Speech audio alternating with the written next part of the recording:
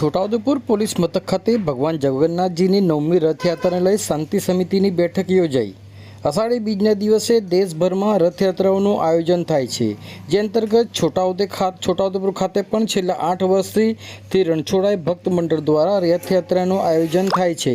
આ વખતે 9મી રથયાત્રાનું પણ ખૂબ જ સુંદર આયોજન કરવામાં આવેલ છે।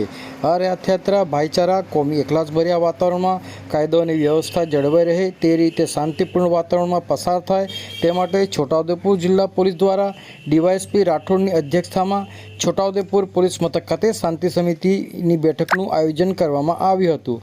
રથયાત્રાના આયોજકો દ્વારા રથયાત્રાનો રૂટ તેમજ સંપૂર્ણ આયોજનની વિગતવાર જાણકારી ઉપસ્થિત સૌને આપી રથયાત્રાના આયોજનની આખરી ઓપ આપવામાં આવી રહ્યું હોવાનું જણાવ્યું હતું।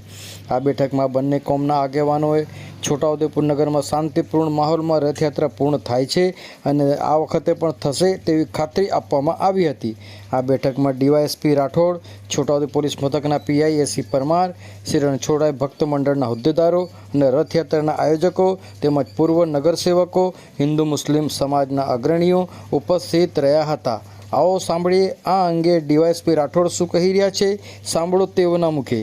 છોટાઉદેપુર જિલ્લામાં છોટાઉદેપુર ખાતે જે 9મી રથયાત્રા ભગવાન જગન્નાથની રથયાત્રા રવિવારના રોજ નિર્ધારિત છે, તે સંદર્ભે આજે છોટાઉદેપુર જિલ્લાના મુસ્લિમ આગેવાનો, હિન્દુ આગેવાનો, શાંતિ સમિતિના અગ્રણીઓ તેમજ આયોજકોની એક મિટિંગનું આયોજન કરવામાં આવ્યું હતું, જેમાં તમામ પ્રકારના પ્રશ્નોની ચર્ચા થઈ।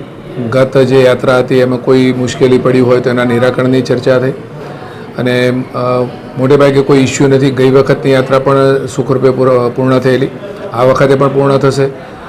બહારથી અમે પોલીસ ફોર્સ માંગેલો છે, જે અમારા પોલીસ અધિક્ષક સાહેબે ફાળવેલો પણ છે અને સંપૂર્ણ બંદોબસ્ત પોલીસ અધિક્ષક સાહેબની આગેવાની હેઠળ અમે સફળતાપૂર્વક પૂર્ણ કરીશું તેવું હું પબ્લિકને વચન આપું છું।